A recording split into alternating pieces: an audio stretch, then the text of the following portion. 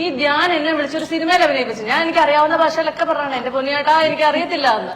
ഇല്ല വേണേ നിന്നെ കൊണ്ട് പറ്റും, നീ നിന്റെ സ്വഭാവം ഒന്ന് കാണിച്ചാൽ മതിയെന്ന് പറഞ്ഞു. അങ്ങനെ സിനിമയിൽ അഭിനയിച്ചത് പെട്ടിയിലായിട്ട് 1 വർഷം. എല്ലാത്തിനും ഒരു സമയമുണ്ട്. ക്യൂവിൽ നിൽക്കാൻ അടുത്ത വർഷം റിലീസാവും. ഈ സിനിമ ഭയങ്കര ക്രിഞ്ചായിരുന്നൊക്കെ അത് കഴിഞ്ഞിട്ട് ഇന്റർവ്യൂല് കൊടുത്ത് പറഞ്ഞിട്ടില്ലല്ലോ. എല്ലാ ക്രിഞ്ചും ക്ലീഷയുള്ള വിനീത് ശ്രീനിവാസൻ പടമാണെന്ന് ഞാൻ അതിന്റെ പ്രൊമോഷൻ തന്നെ പറഞ്ഞിരുന്നു. ഒരുപാട് കഷ്ടപ്പെട്ട് ഞാനൊരു സിനിമ ഒപ്പിച്ച് അതിൽ വീണെ പിടിച്ച് അഭിനയിപ്പിച്ച് അത് പെട്ടിയിലുമായി.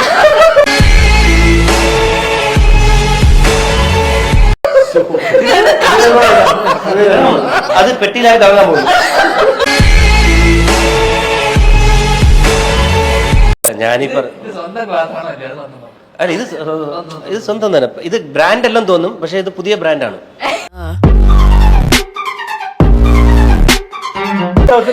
എനിക്ക് കുറച്ച് ബ്രാൻഡുകളോട് താല്പര്യമുള്ള കൂട്ടത്തില. അതുകൊണ്ടാ ഇവിടെ എന്താന്ന് ചോദിച്ചാൽ അർമാണി എക്സ്ചേഞ്ച്.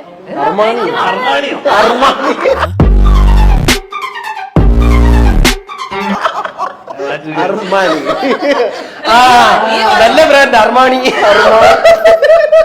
എന്താ വാച്ചിനൊരു കുഴപ്പം? അവരിപ്പോ അറിഞ്ഞത് ഊരി വാങ്ങിക്കും. നീ ആദ്യം പേര് പടിയെന്ന് പറയാം. ആലോചിച്ച് നോക്കണേ, അതായത് ഞാൻ എവിടെയും പോയി അവസരം ചോദിക്കൊന്നുമില്ല. അത് കഴിഞ്ഞിട്ട് സിനിമ ഇറങ്ങി കഴിഞ്ഞിട്ട് സിനിമയെ കുറിച്ച് 4 തെറിയും വിളിക്കും. കഴിവുള്ളവർക്ക് അതിന്റെ ആവശ്യം. സാറിന് എല്ലാ വർഷത്തിലും ഈ പറഞ്ഞ 3-4 വട്ടം വിളിച്ചു, സാർ എനിക്കൊരു അവസരം തരണം, എനിക്കൊരു അവസരം തരണം എന്നൊക്കെ ചോദിച്ചു. ഞാൻ ബിഗ് ബോസ് കഴിഞ്ഞിട്ടും വിളിച്ചു ചോദിച്ചു. അപ്പോഴും സാറ് ഓക്കെ നോക്കട്ടെ എന്ന് പറഞ്ഞു. പക്ഷെ അടുത്ത സ്വാമി സാർ ഡയറക്റ്റ് ചെയ്യുമ്പോൾ ഇവൻ നായകൻ.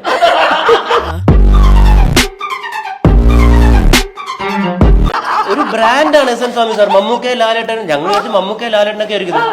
എടാ എവിടെ ചെന്നാലും ഇവൻ തന്നെ. സ്വാമി സാറിന് ഇത് എന്ത് പറ്റി? കാരണം പുള്ളി വലിയ വലിയ സ്റ്റാർസിനോ ചെയ്യുന്ന ഒരു അപ്കമിങ് ആക്ടർ. നീ കിടിലോടാ.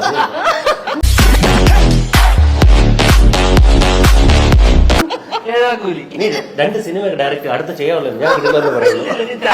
അല്ല ഈ സിനിമ ഡയറക്ടർ നിങ്ങളെ നായകനാക്കാനിരുന്നാ ഞാൻ.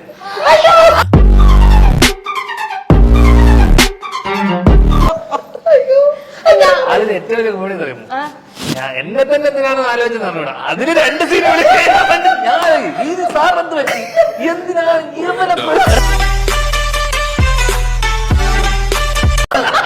ഒരു സിനിമയിൽ അഭിനയിച്ചു കഴിഞ്ഞിട്ട് സാറിന് എന്റെ ഇനിയും എക്സ്പ്രഷൻസ് ബാലൻസ് ഉണ്ടെന്ന് തോന്നിയില്ല.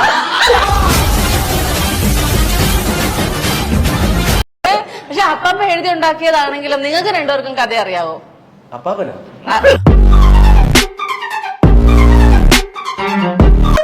ഞാൻ ആദ്യം വിചാരിച്ചേ കണ്ണട വെച്ചിറങ്ങിയപ്പോ ഉറക്കം വന്നിട്ട് അങ്ങനെ ഇരിക്കുന്നതായിരിക്കും, ഉച്ച കഴിഞ്ഞ് ചോറ് കൊണ്ടിട്ടിരിക്കുന്നതല്ലേ എന്ന്. പിന്നെ അറിഞ്ഞത് ബേസിൽ ജോസഫിന്റെ ഒരു ഇന്റർവ്യൂ ഹിറ്റ് ആയതിന്റെ പുറത്താണ് ഈ കണ്ണട വെച്ചിരിക്കുന്നത്. മണിക്കൂർ ചേട്ടൻ കാണുമ്പോഴേ പ്രായം കൂടുന്തോറും ചെറുപ്പമായിട്ട് വരുന്ന പോലെ ഒരു ഫീൽ ഇല്ലേ? എനിക്കങ്ങനെ ഫീലൊന്നും.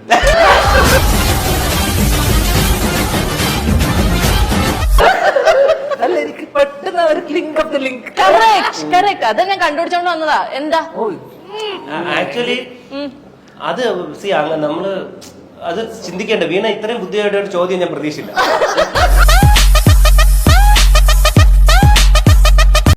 ആ ബിഗ് ബോസിലെ വീടൊക്കെ ഇപ്പോഴും ഉണ്ടോ? കിട്ടിയ ഫ്ലാറ്റ്?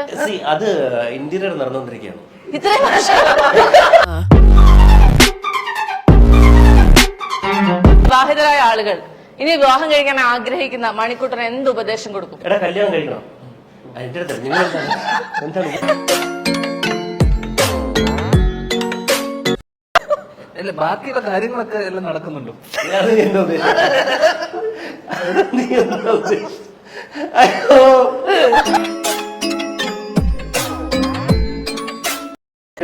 അപ്പൊ ഞാൻ ബുക്കൊക്കെ ചെയ്യാം, സ്വന്തമായിട്ട് ബുക്ക് ചെയ്യും.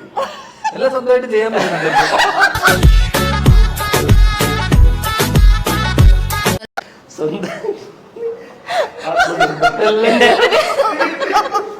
ഞാനൊരു പാൻറ്റിന്റെ ആക്ടറായി.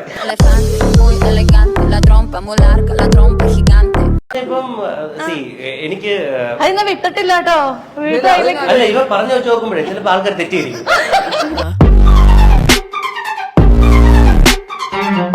അത് സമയം ബസ് ഈ കല്യാണം ഇവർക്ക് നേരത്തെ നടന്നു. ഭാഗ്യവാന്മാർ വിചാരിച്ച പെൺകുട്ടിയെ ദൈവം അനുഗ്രഹിച്ച് കൊണ്ടെത്തിച്ചു. എന്റെ ഇത് എത്തിച്ചിട്ടില്ല. ആദ്യം അഭിനയിച്ച സിനിമ പാർസൽ ഡെലിവറി വല്ല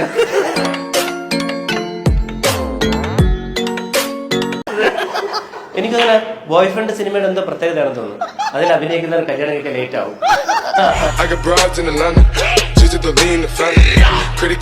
ഏത് സിനിമ ഉണ്ടായാലുള്ള ആ സ്ഥായി ആയിട്ടുള്ള ഭാവം ഇതിനകത്തും കൊടുത്തിട്ടുണ്ട്. ഇത് ഇത് നിങ്ങൾ ചോദിച്ചിട്ടില്ലേ? ഫോൺ ചെയ്ത് എസ് എൻ സ്വാമി സാറിന്റെ സിനിമ നായകൻ ഞാനാ.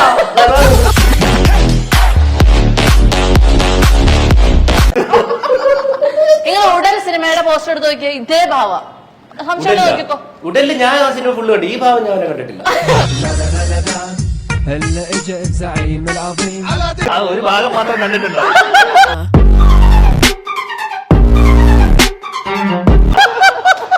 ഞാൻ തിരിച്ചു മറിച്ച് നോക്കി. ഈ ഭാവം ഞാൻ കണ്ടില്ല. മൊത്തം കാണണം. അല്ലെങ്കിൽ സിനിമ അരമണിക്കൂറല്ലേ? 2 മണിക്കൂറുണ്ടാ?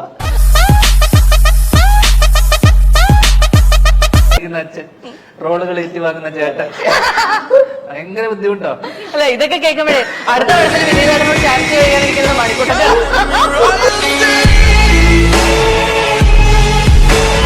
ആരോട് വേണം. ഞാൻ സ്വാമി സാർ രണ്ടാമത് വിളിച്ചപ്പോൾ ഞാൻ ചോദിച്ചു, സാറിന്റെ അടുത്ത സിനിമയിൽ എന്നെ വീണ്ടും വിളിച്ചോ? Thank you sir. അതൊരു വലിയ സീക്രട്ട് ആയിട്ട് എനിക്ക് തോന്നി. സീക്രട്ട് അല്ല, സസ്പെൻസ് ആയിട്ട് തോന്നി. എനിക്ക് ഇംഗ്ലീഷ് അറിഞ്ഞൂടാത്തോണ്ട് സീക്രട്ട് വെച്ചു.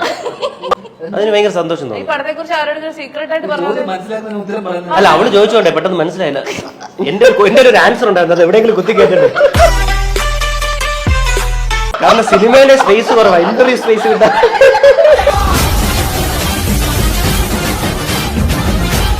ഞങ്ങൾ രണ്ടുപേരും ഫസ്റ്റ് സീനിൽ അഭിനയിക്കുക.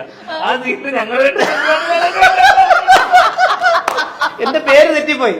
എന്തോ ഒരു പേര് ഹരിശങ്കർ അപ്പൊ ഞങ്ങളോട് ഇരിക്കുക. അപ്പൊ എനിക്കറിയില്ല ആളിൽ എന്തിനാണ് ഇരിക്കുന്നത്. ഞാൻ നോക്കി എന്താ സംഭവം.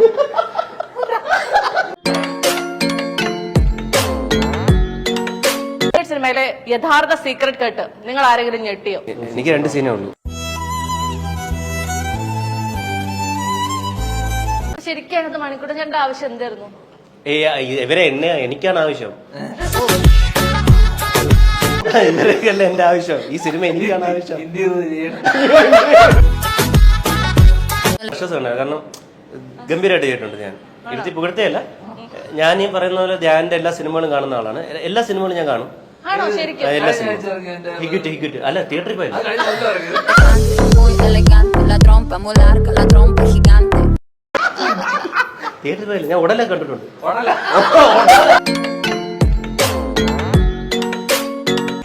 മണിക്കൂട്ടൻ ചേട്ടനിൽ ഞാനൊരു കുഞ്ഞു ധ്യാനെ കാണുന്നുണ്ട്. പദവി ഞാൻ എടുത്തിട്ട്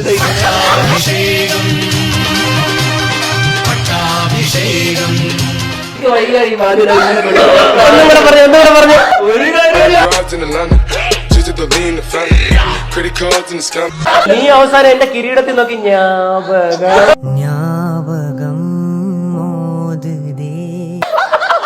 അപ്പൊ എനിക്കൊന്ന് തിരിച്ചു തരുമോ? ഞാൻ തരൂല. കൊല്ലാൻ പറ്റുക. ആ കൊഞ്ഞനെ കൊല്ലുന്ന കാലങ്ങൾ വളരെ അതിവിദൂരമല്ലെന്നാണ് എന്റെ പ്രതീക്ഷ. ഇന്റീരിയർ ചെയ്യില്ല, ചെയ്യാമോ, ചെയ്യണമോ? ചെയ്യാം, ഫിക്സ്.